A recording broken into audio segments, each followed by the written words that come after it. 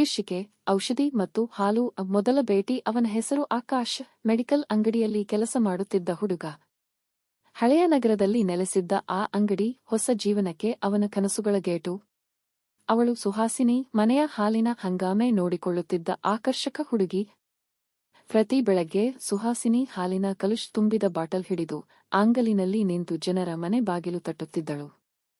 ಆಕಾಶನ medical ಅಂಗಡಿ ಆ ರಸ್ತೆಯ ತುದಿಯಲ್ಲಿತ್ತು.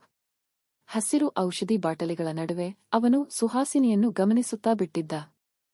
ಪ್ರೀತಿಯ ಪುಟ್ಟ ಅಳಪಾಟ. ಒಮ್ಮೆ ಸುಹಾಸಿನಿ ಮೆಡಿಕಲ್ ಅಂಗಡಿಗೆ ಅಯೋಧ್ಯ ಹಿಟ್ಟು ತಗೊಳ್ಳಲು ಬಂದಳು. ಆಕಾಶ ಅವಳನ್ನು ನೋಡುತ್ತಿದ್ದ. ಮೊದಲು ಮಾತಿಲ್ಲದ ಬೆಸುಗು, ನಂತರ ಕುತೂಹಲ, ಬಳಿಕ ಸ್ನೇಹ. ಅವಳ ಹನಿಗನಿಗನ ಹೊಟ್ಟು, ಅವನ ತಾಳಮಳೆಯ ಮಾತುಗಳು ಒಂದಾದ ಮೇಲೆ ಒಂದಾಗಿ ಹೊಸ ಸಂಭಾಷಣೆ ಹುಟ್ಟಿಕೊಳ್ಳುತ್ತಿದ್ದವು. ಅವಳು ಪ್ರತಿದಿನ ಹಾಲು ತಂದು ಅಂಗಡಿಯ ಎದುರು ಪಕ್ಕದ ಹೋಟೆಲ್ಗೆ ಕೊಡುತ್ತಿದ್ದಳು. ಆ ಸಮಯದಲ್ಲಿ ಆಕಾಶನ ಕಣ್ಣು ಅವಳನ್ನು ಹುಡುಕುತ್ತಿದ್ದ. ಒಂದಾದ ಮೇಲೆ ಒಂದು ದಿನಗಳು ಹೋದವು. ಆದರೆ ಇಬ್ಬರೂ ಸರಿಯಾಗಿ ತಮ್ಮ ಭಾವನೆಗಳನ್ನು ಹೇಳಿಕೊಳ್ಳುವ ಧೈರ್ಯ ಮಾಡಲಿಲ್ಲ. ಒಮ್ಮೆ ಬದಲಾಗಿದ ಕ್ಷಣ. ಒಂದು ದಿನ ಸುಹಾಸಿನಿ ಹತ್ತಿರದ ಅಂಗಡಿಯಲ್ಲಿ ಆಯಾಸಗೊಂಡು ಕುಳಿತುಕೊಂಡಳು.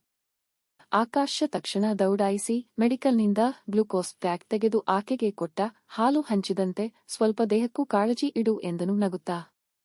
ಆ ದಿನದಿಂದ ಅವರ ಸ್ನೇಹ ಹೊಸ ಹಂತಕ್ಕೆ ಹೋಯಿತು. ಹೃದಯದ ಮಾತು. ಮಳೆಯ ಒಂದು ಸಂಜೆ ಸುಹಾಸಿನಿ ಅಂಗಡಿಗೆ ಒಬ್ಬಳೇ ಹಾಲು ತರುವಾಗ ಆಕಾಶ ಹೊರಗಡೆ ನಿಂತಿದ್ದ. ಅವನ ಮುಖದಲ್ಲಿ ಗಂಭೀರತೆ. ಸುಹಾಸಿ, ನಿನ್ನ ಹಾಲು ನನ್ನ ದಿನವನ್ನು ಶುಭವಾಗಿಸೋದು.